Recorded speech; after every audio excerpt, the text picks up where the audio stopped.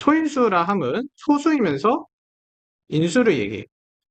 인수는 그냥 간단하게 약수라고 생각해주면 돼. 자, 그러면 예를 들어 24가 있어. 24의 약수들을 써줄게. 24의 약수들을 써주면 1, 2, 3, 4, 6, 8, 12, 24 이렇게 오겠지.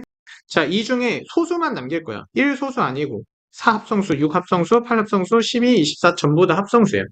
그러면 2, 3 얘네들은 뭐냐면 24의 소수이면서 약수인 숫자들이라고 볼 수가 있어. 이 24를 2, 3으로 표현해주면 그거를 소인수로 분해해서 표현했다 해서 소인수 분해라고 해줘. 자, 소인수 분해를 해주는 방법은 여러 가지가 있는데 첫 번째로 이렇게 수영도처럼 2로 나눠주면 12, 11을 2로 나눠주면 6, 6을 2로 나눠주면 3. 아, 그래서 24는 2의 세제곱 곱하기 3이구나. 이렇게도 알 수 있고 아니면 세로로 나눠주는 방법도 있어. 12, 2, 6, 2, 3. 여기서 니은자로 곱해줘서 2의 세제곱 곱하기 3이구나. 이렇게도 알 수가 있어.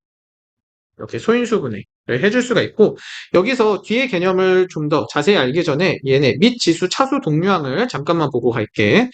자, 예를 들어 2의 세제곱이 있으면 이 2가 밑에 있다 해서 밑이라 해주고 얘를 거듭제곱 2를 3번 곱했다는 거지. 얘를 지수라고 해줘. 참고로 2의 세제곱은 2 곱하기 2 곱하기 2를 얘기해. 우리가 덧셈을 생략해 준 게 뭐야? 곱하기잖아. 2를 3번 더해줬다고 줄여서 우리가 2 곱하기 3이라 해주고 곱하기를 생략해 준 게 이 거듭제곱이라고 생각을 해주면 돼. 자, 근데 이게 문자 위의 숫자는 차수라고 불러줘. 얘는 똑같이 밑이고. 다음으로 동류항은 뭐냐면 밑과 차수가 같은 게 동류항이야. 예를 들어 숫자는 상관이 없어. 숫자는 얘나 서로 동류항이라 더해줄 수가 있어. 같은 상수항이라고 불러줘. 이런 애들은. 근데 문자로 되어 있을 경우에 x제곱과 뭐 3x제곱이 있어. 그럼 얘네들은 동류항이에요. 맞아. 왜? 밑이 같고 차수가 같잖아. 그래서 x제곱이 하나 있는데 3개 더 있대. 그래서 4x제곱 이런 식으로 더해줄 수 있는데 예를 들어 x 더하기 x 세제곱이 있어. 그럼 얘네들은 차수가 어때? 달라. 밑은 같지만 차수가 달라. 얘네들은 더 이상 더해줄 수가 없어. 그냥 이 상태로 유지를 해줘야 돼. 아니면 a 더하기 b 얘네들도 뭐야? 밑이 다르지 동류항이 아니라 더해줄 수 없다라는 거. 추가적으로 약간 더 헷갈릴 수 있는 거. 예를 들어 뭐 x 더하기 x분의 1 이런 애들도 차수가 1처럼 보이지만 사실 얘는 나중에 배우게 되는데 마이너스 1차라고 봐야 돼. 이게 역수는. 그래서 간단히 보자면 분모에 있을 경우에도 동류항이 아니야. 이런 것도 좀 조심을 해주면 좋고 예를 들어 xy가 있어. 그럼 얘네들은 1차 곱하기 1차여서 2차라고 봐야 돼. 예를 들어 여기가 제곱이면 1 더하기 2에서 3차로 보면 되고 차수는 더해줘서 생각을 해주면 돼. 그래서 예를 들어 뭐 xy 공간이 없어서 여기 써줄게. xy 더하기 뭐 x 이런 애들도 더해줄 수 없어. xy 제곱 얘네들도 더해줄 수 없지. 그치? 이런 애들도 잘 알고 있어줘. 자, 여기서 2의 세제곱 곱하기 3의 1제곱이 되잖아. 그러면 얘네들로 약수를 구해보도록 할게. 표를 만들어 줄 건데 자, 우리가 3은 3의 0제곱에서 3의 1제곱까지 써줄 거고 2는 2의 0제곱, 2의 1제곱, 2의 제곱, 2의 세제곱 이렇게 써주도록 할게. 자, 근데 무언가의 0제곱은 1이에요. 무언가의 0제곱은 1이고 서로 곱해주면 1, 3, 여기 2, 4, 8 곱해주면 6, 12, 24 이렇게 오게 될 거야. 그래서 24의 약수를 이렇게 구해줄 수도 있어. 아까 전에 이렇게 하나하나 써줘도 되는데 표를 이용해서도 구해줄 수 있다라는 거. 자, 그 다음에 여기 지수에다 1씩 더해줘. 그럼 얘는 4가 되고 얘는 2가 되잖아. 이들을 곱해준 이 결과가 약수의 개수가 돼. 지금 실제로 세보면 약수의 개수가 하나, 둘, 셋, 넷, 다섯, 여섯, 일곱, 여덟 개라는 것을 알 수가 있지. 1을 더해서 곱해주는 이유는 간단해. 여기 옆에 이 1 때문에 그래. 그래서 원래 하나에다가 하나 더해주고 원래 3개에다가 하나 더해줘서 4 곱하기 2가 약수의 개수가 되는 거야. 여기까지 이해되지?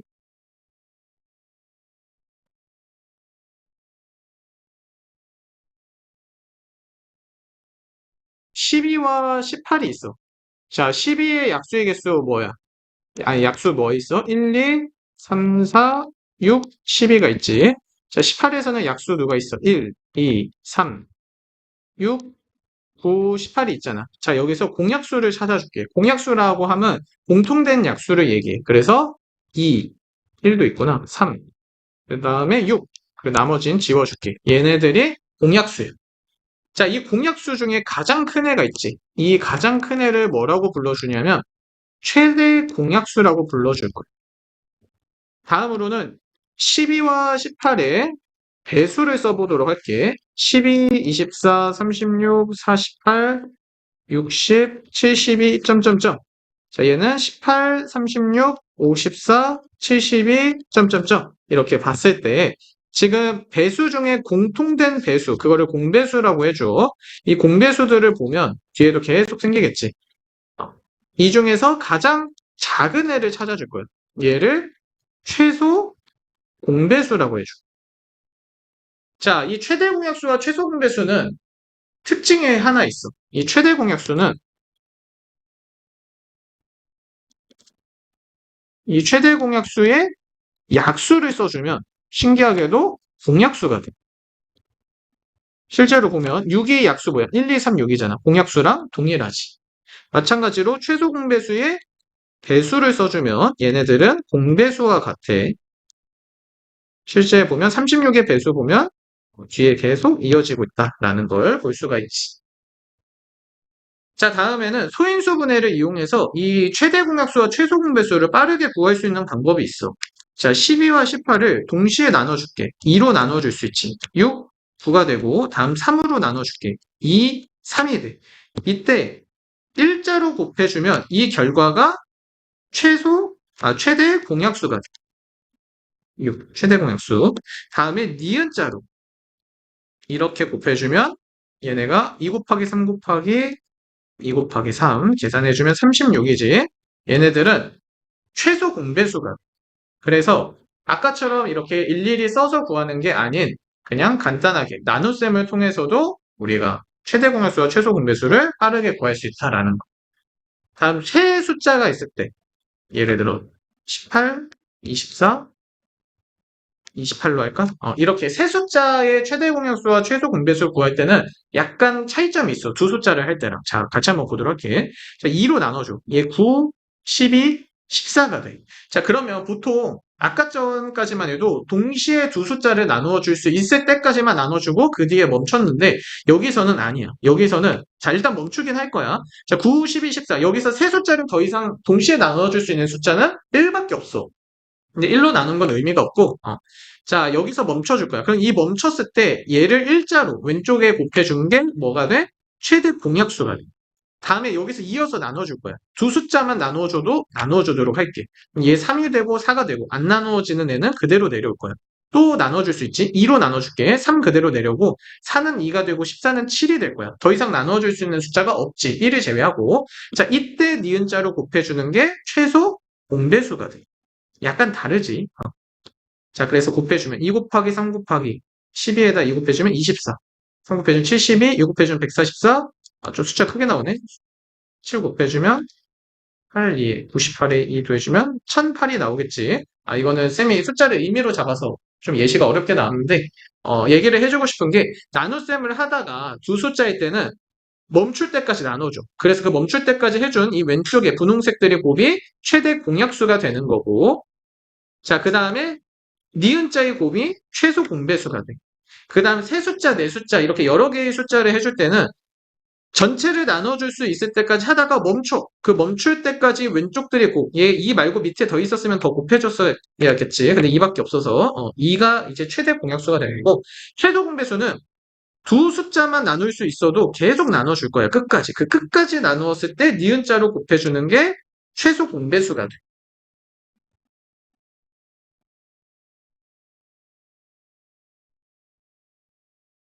예를 들어 그냥 3 플러스 6 이런 애들은 그냥 식이야. 맞지? 그냥 식이고.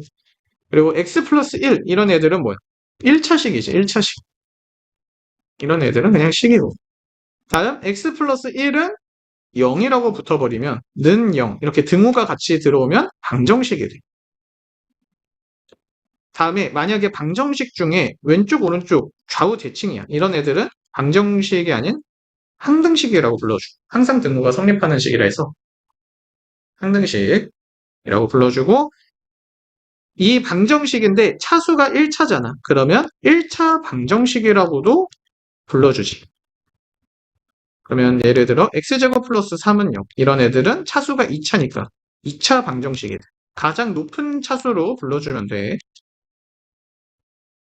자, 그래서 1차 방정식의 활용을 보면 이 활용이 굉장히 중요한데 일단은 식을 잘 세워야지. 1차 방정식 활용할 때 첫 번째로 해줘야 할 게 미지수 정하기. 내가 뭐를 구해야 할지 미지수를 정해놓고 자, 두 번째로는 식 세우기. 근데 이 식 세우는 게 쉽지 않지. 많이 연습을 해줘야 돼. 세 번째로 식을 풀어주고 이항하면서 정리해달라는 거지. 네 번째로는 확인하기. 본인이 구한 그 해를 대입해서 실제 등호가 성립하는지 확인을 해달라는 거지. 대표적인 문제로 거리, 속력, 시간 문제를 봐보도록 할게. 자, 거리, 속력, 시간 문제를 봐보도록 하자. 예를 들어 집에서 출발해서 서점에 갈 거야. 그다음에 서점에서 책을 사고 돌아올 거야. 이때 집과 서점 사이의 거리를 구한다고 생각을 해볼게. 거리. 그리고 갈 때는 속력을 4로 가고 4km 시속. 시속 4km. 여기서 시간은 아우 H로 표현을 해주고 분은 미니트 M 그리고 초는 시컨드 S로 표현을 많이 해줘. 근데 쌤은 이 문자가 아니에요. 그냥 한글로 보기 편하게 쓸게요. 올 때는 시속 5km로 이렇게 온다고 해줘. 자, 이때 중요한 게 한글식으로 세워주는 게 굉장히 중요해. 일단 어떻게 해줄 거냐면 갈 때 걸리는 시간, 간단히 쓸게. 그리고 올 때 걸리는 시간 이런 식으로 나타내줘야겠지. 그리고 총 몇 시간 걸렸다 할까? 9시간 걸렸다고 9시간. 서점까지 갔는데 9시간 너무 그건데? 그러면 분? 분으로 할게. 그냥 굉장히 가까운 서점. 9분이 걸렸다고 할게. 자, 이렇게 해서 한글식으로 먼저 세워줘. 한글식으로 먼저 세워준 다음에 삼각관계가 굉장히 중요하지. 이 수학에서는 삼각관계를 이루는 애들이 많지. 자, 이 거속시는 어떤 삼각관계를 이루냐면 이렇게 얘네 거속시뿐만 아니라 다른 애들도 굉장히 많지. 일단은 얘네만 우리가 배워보도록 할게. 자, 속력과 시간. 거리는 속력 곱하기 시간. 속력은 시간분의 거리. 이거는 나누기로 보면 돼. 옆에 있으면 곱해주고. 시간은 속력분의 거리. 이런 식으로 생각을 해줄 수 있겠지. 그러면 아까 얘네들 시간이었잖아. 여기도 시간이잖아. 시간이기 때문에 갈 때 시간은 갈 때 속력 분의 거리가 없네. 이 없는 애를 미지수로 놓아줄게. 여기 거리를 x라고 넣어줄게. 거리를 x를 넣어주면 될 테고 올 때 걸리는 시간은 속력분의 거리잖아. 올 때 속력이 5니까 5분의 거리 x라고 해주면 되겠지. 얘가 9라는 거야. 이건 이제 가장 간단한 예시고 좀 어려운 문제는 중간에 서점에서 뭐 책을 고르는데 얼만큼 더 걸렸다. 아니면 뭐 중간에 뛰고 중간에 걷고 이런 문제는 변형될 수 있지만 기본적인 틀이 이거야. 이거를 할 줄 알고 연습만 많이 해주면 문제만 많이 풀어보면 다른 문제도 다 쉽게 할 수 있을 거예요. 양변에 20을 곱해줄게. 그럼 얘는 5x가 되고 얘는 4x가 되고 얘는 180이 되겠지. 9x는 180이니까 우리는 x의 값이 20이라는 걸 알 수가 있어. 20km? 이 쌤이 문제를 즉흥적으로 만들다 보니까 말이 안 되게 20km를 9분 만에 돌파해서 갔다 왔네. 아무튼 이런 식으로 문제를 풀어주면 돼. 그리고 이런 데서 좀 섬세한 디테일을 살리자면 속력 있잖아. 속력을 이렇게 쓰는 이유도 거리를 시간으로 나누어져서 그래. 이 거리 4km를 1분 안에 가는 속력이라는 거야. 여기서도 속력이 5km를 1분 안에 가는 속력이라는 거야. 이런 식으로 표현해주는 이유도 알고 있으면 좋겠지. 자, 그렇게 삼각관계까지 배우게 됐고, 자, 이 외에도 다른 방정식 활용 문제를 더 풀면서 익혀주고 개념부터 보도록 하자. 개수 세계. 이 개수 세계는 방정식을 배우기 시작하면 꼭 알아야 할 애들 중에 하나야. 물론 부등식 쪽에서도 더 많이 쓰이는데 미리 알려주도록 할게. 수학에서 많이 쓰이는 개념이라 예를 들어 105에서 너무 큰 숫자에서 되나? 예를 들어 5에서 17까지 자연수의 개수를 세고 싶어. 그러면 5, 6, 7, 8, 점점점 17까지 세기에는 너무 오래 걸리잖아. 그치? 그래서 어떻게 세주면 돼? 17에서 5를 그냥 빼줘. 그러면 12가 되겠지. 그치? 여기다가 하나만 더해주면 돼. 그러면 13. 얘가 뭐야? 5에서 17까지의 자연수 개수가 돼. 이 개념은 알고 있으면 여러 가지로 많이 쓰이니까 같이 좀 알고 있어줘. 다음은 원가, 정가, 판매 금액, 이익. 얘네들을 보도록 하자. 자, 원가,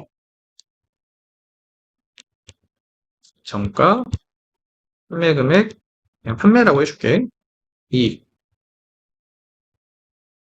얘네들도 활용 문제로 많이 나오지. 원가는 투자 금액이야, 투자 금액. 투자 금액이고, 정가는 내가 팔고 싶은 흘망 금액이야. 그리고 판매는 내가 최종 판매한 금액이고, 이익은 판매 금액에서 원가, 투자 금액을 빼주면 이게 순이익이라고 생각하시면 돼. 이익이 돼. 자, 예시를 들어볼게. 생선을 샀어. 이 생선을 사는데 이 생선을 500원에 샀어. 자, 그래서 이 생선을 도시로 가져와서 팔 거야. 근데 500원에 팔기에는 자원봉사잖아. 그래서 좀 더 비싸게 해서 한 3,000원에 팔았어. 기름비, 인건비 이런 거 다 포함해가지고 좀 이렇게 해야 남나 봐. 이런 식으로 판다고 할게. 3,000원에 팔렸는데 안 팔렸어. 사람들이 생각보다 생선을 잘 안 먹는지 아니면 좀 비싸다 생각지 안 팔아서 세일을 했어. 500원 세일을 해서 2,500원에 팔았어. 이게 판매 금액이야. 이 500원 내가 투자한 금액 원가고 500원에 그 어부한테서 생선을 사왔잖아. 사실상 마이너스 500이라고도 볼 수 있지. 근데 마이너스 500이라 쓰진 않고 플러스 500인데 나의 이익 측면에서는 마이너스를 해줘야겠지 나중에.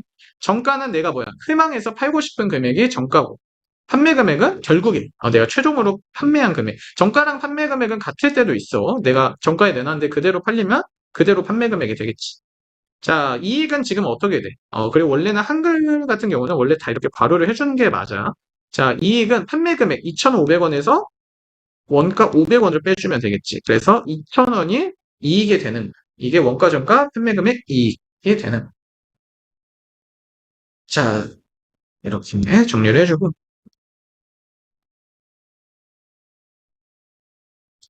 자, 다음으로 좌표평면 그래프에 대해서 봐보도록 하죠.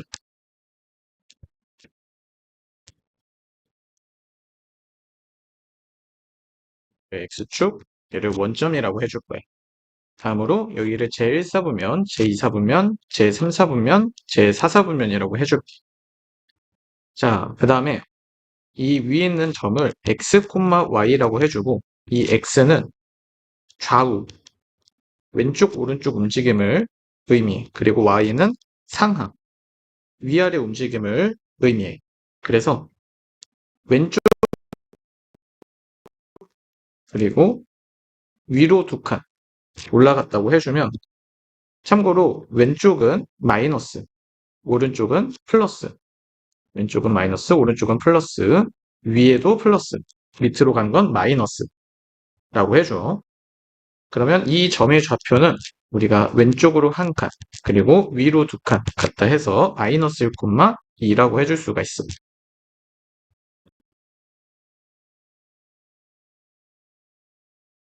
자, 다음으로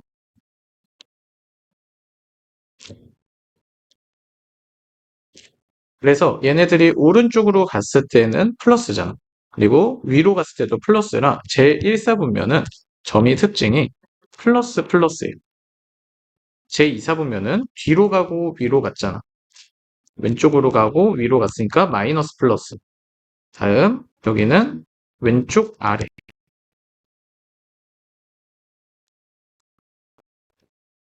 여기는 제4사분면은 오른쪽 아래여서 플러스 마이너스의 부호를 갖게 돼. 어떤 점이 있을 때.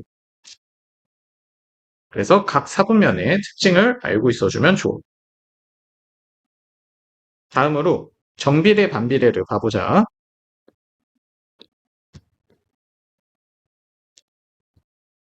자, 정비례라고 하면 y는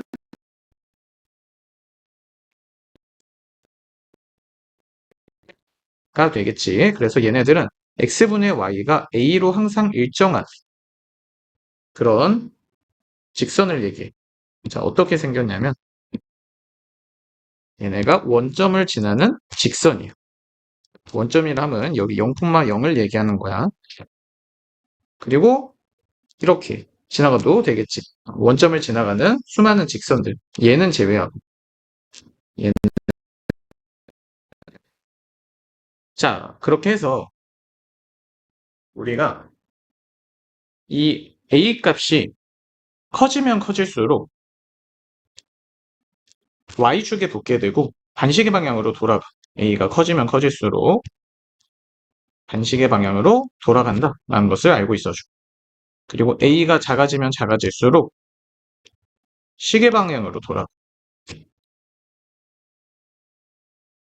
예를 들어 얘를 Y는 2X라고 해줬을 때 Y는 2분의 1X는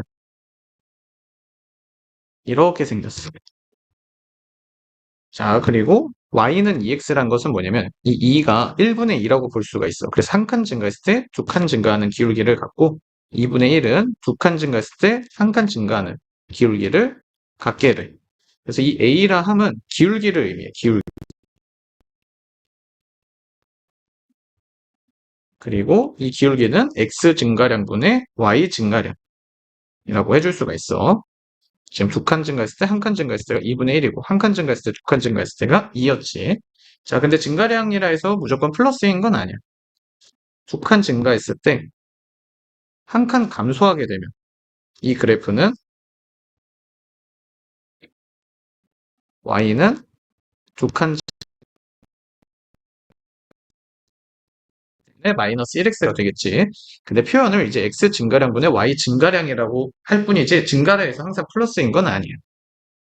그리고 이렇게도 봐볼 수 있겠지. 뒤로 두 칸 감소했을 때 위로 한 칸. 그래서 마이너스 2분의 1이라고 해줘도 상관이 없어. 근데 마이너스 2분의 1이나 2분의 마이너스 1이나 같은 거지. 보통 분자에다 마이너스를 붙여서 생각을 많이 해줘. 그게 라는 것을 알고 있어주고. 자, 다음으로 절대값 A가 커지면 커질수록 Y축에 붙게 돼. 항상. 음수이든 양수이든. 음수일 때도 Y축으로, 양수일 때도 Y축으로. 그리고 절대값 A가 작아지면 작아질수록 X축에 붙게 돼. 음수일 때도 양수일 때도. 그리고 기울기가 음수이면 얘네가 아래를 향하는 내리막길이 만들어지고 A 값이 양수일 때는 제1사분면과 제3사분면을 지나는 오르막길, 오른쪽 위를 향하는 직선으로 그려져. 다음 반비례 함수를 봐보자.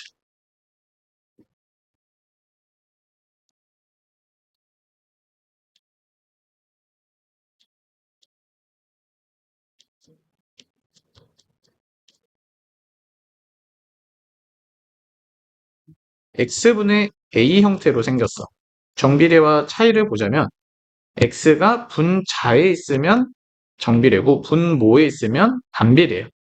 그래서 조금 헷갈릴 수 있는 게 y는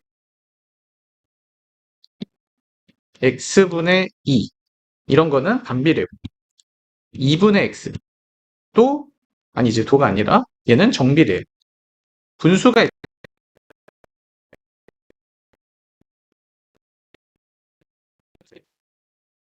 분수가 있다 해서 무조건 반비례가 아니고 분자에 있냐 분모에 있냐 누가 x가 그래서 분자에 있으면 얘네들은 1분의 x라고 볼 수 있잖아. 분자에 있으면 정비례, 분모에 있으면 반비례다 라고 생각을 해주면 돼.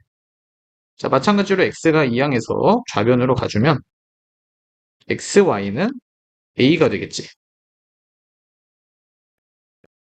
아까 전에는 나눗셈이 일정했고 그래프를 그려보면 자 a가 양수일 때는 이렇게 생겼어.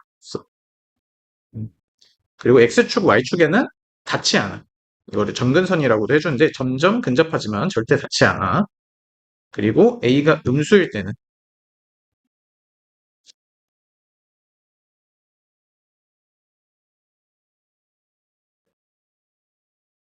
a가 양수일 때 제1, 3, 4분면 아까 전에 정비례랑 똑같이 제1, 3, 4분면 a가 양수일 때 그리고 a가 음수일 때는 제2, 제4자분. 이 특징은 정비례와 똑같지. 자, 다음으로 아까 곱이 일정하다 했잖아. 이게 어떤 특징으로 그래프에서 나오냐면 어떤 점을 잡았을 때 직사각형을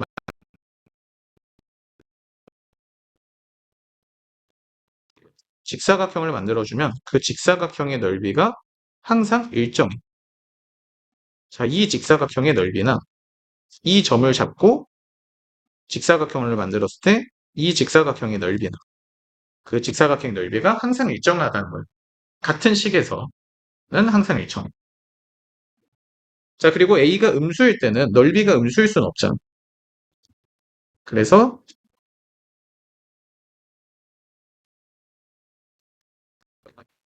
예를 들어 Y는 X분의 마이너스 4가 있어.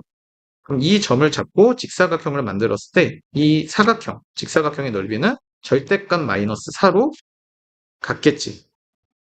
그래서 4가 되겠지, 4. 어떤 점을 잡아도, 이쪽에서 잡아도 마찬가지. 이 넓이는 절대값을 씌워줬을 때 4가 된다라는 것을 기억해줘.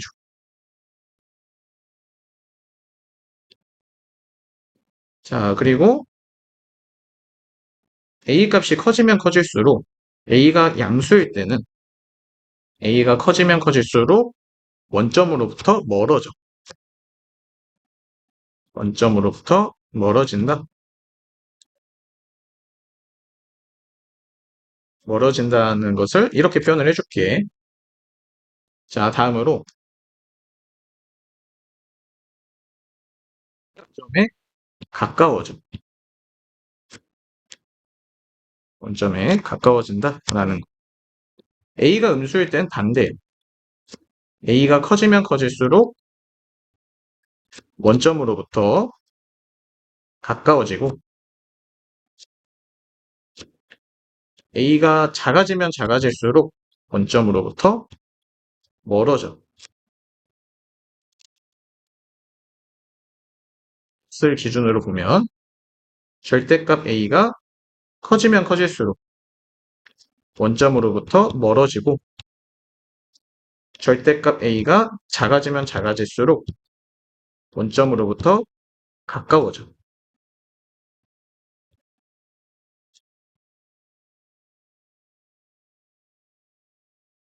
자, 그래서 이러한 그래프 특징들을 잘 알고